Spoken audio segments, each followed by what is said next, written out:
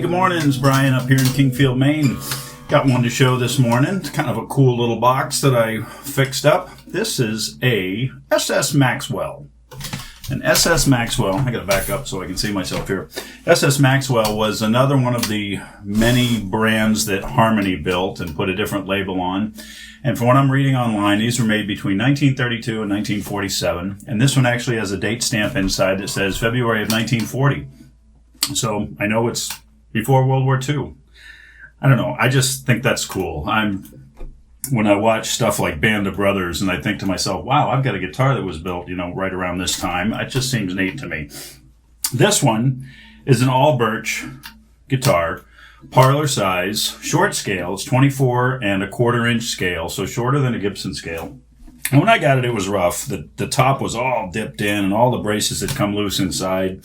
A couple of back cracks up along the top and one here, and let's see. Oh, that's about it. This wasn't that bad. I get my guitar. Oh, there's another one. There it is. And it's all solid birch. Birch is kind of, harder wood, similar to maple. And the top of this is also birch. Now, the good thing about all that big, thick ladder bracing is that it kept this top relatively crack-free. There's a crack right here, but it was not all the way through on the inside. It's just a surface one. And there's a real small one along the edge there. Both of those have been fixed up on the inside. And this got the benefit of what I call my Resto-Mod. So I did an X-brace on this as well. It's got very thin, quarter-inch, scalloped and tapered X-bracing with one tone bar down in the belly. Let's see, that would be actually this way, now that I think about it. Yeah, that way. One tone bar on the belly. Reinforcement bars up the side to keep the top from dipping anymore. One brace going across the top, but a pretty substantial one. I didn't put the popsicle stick in, but it's got a pretty decent transverse brace. Original neck. Original fretboard. That's what I kind of meant to say. Original fretboard on the neck. Real beefy V-shaped neck. It really reminds me of my Gibsons. I've got a 33L00 and a 1938 Recording King made by Gibson, and this neck feels almost identical. It's just big and thick. No truss rod in there, and it does appear to be a poplar neck. I think that's what it is. I didn't take the fretboard off, but when I had the neck off around the dovetail, it's what it looked like. Fretboard itself, it's this, pear wood or whatever they called it back then. It's kind of a white wood. And this had these, 3, 5, 7, 9, 12, 15 painted inlays, which are kind of stenciled. And if you look at it up close, you can see how that's a stencil image. Now, these are not the original stencils. This fretboard was so concave, it had just dried out, so the edges were curled up. It wasn't even flat. It was going the opposite way, like an old water ski. So when I pulled the frets off and I was re-radiusing it, of course, all that paint came off. So I had to decide what to do about that. What I did was I got some fretboard stickers that are shaped in these weird kind of, birds, or I don't know what you'd call that, but some sort of a shield, a bar and shield with wings that were very close to the original stencils. And you can look at some pictures that I've got on my Reverb listing here, and you'll see what they looked like. What I did is I put the stickers on there, and they went right over the dots just like they were originally. And I actually replaced all those dots with mother of pearl. And then I used black lacquer, and I put about 5 coats of lacquer on each fret area that needed it.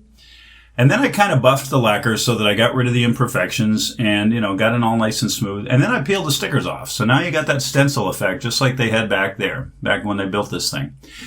It's all refretted. These are brand new medium-sized gold frets from Stu Mac. It's got the original nut, and I think it's maple. It was painted black, and when I started getting it down so that it was a more reasonable size, it was sticking way up like a bunch of, snaggletooth teeth. I found the wood underneath, and it's very hard. It's a real hard wood. Brand new bridge. This thing had a trapeze set up originally with just a little floating bridge, and I decided I wanted a pin bridge, and I wanted to do something different, so I got some American holly. I just kind of dig this white wood, and I think it goes well with the way the theme is with this, with the red and the notes, painted on the top and all that. I just like the way the holly came out. I replaced and actually added real binding. This had, the painted binding stripe all the way around it. It was chipped and flaking. So instead, I just put some regular ABS binding on there. So it's a cream-colored binding. And I did replace the tuners. These are some tuners I had lying around. So they're not really period correct. These are probably like 50s or 60s tuners. But honestly, I'll tell you why I did it. This thing had 30s Klusons on it. And I have a 33 Gibson L00 that had Stu Mac Golden Age tuners on it. And those 30s Klusons are like $300 if you find them on eBay. And since this guitar, you know, is going to be probably for sale for like $600 or something, $300 tuners seemed like overkill, and I wanted them for my Gibson. So anyway, these do have replacement tuners. They're very smooth. They work very nicely. But all in all, I'm pretty pleased with it. The X bracing inside is really just added to the sustain. I mean, it just rings and rings and rings.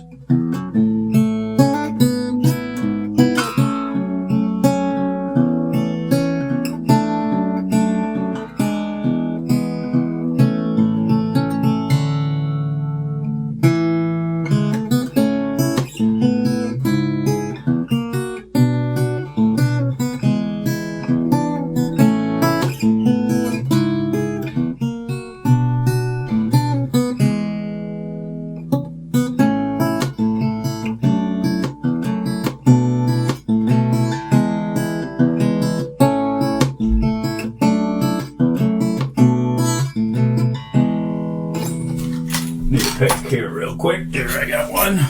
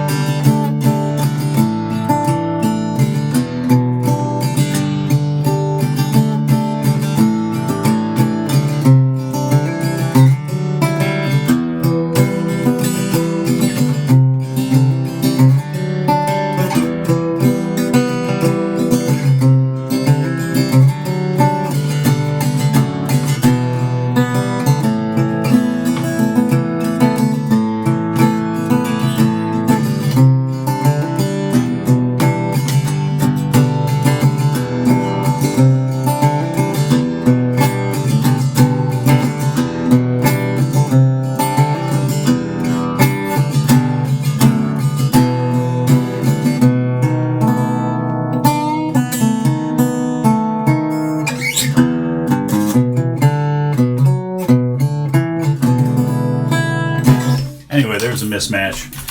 1940, SS Maxwell, made by Harmony. Solid birch with this really cool, funky paint scheme.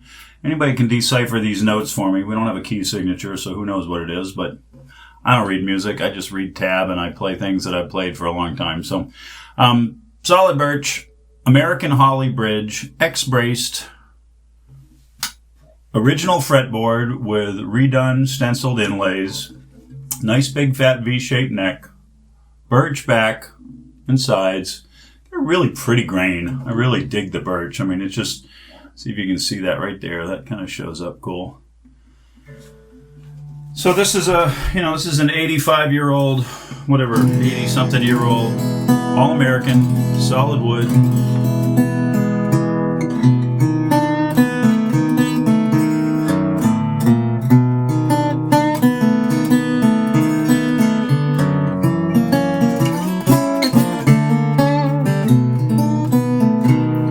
Fingers.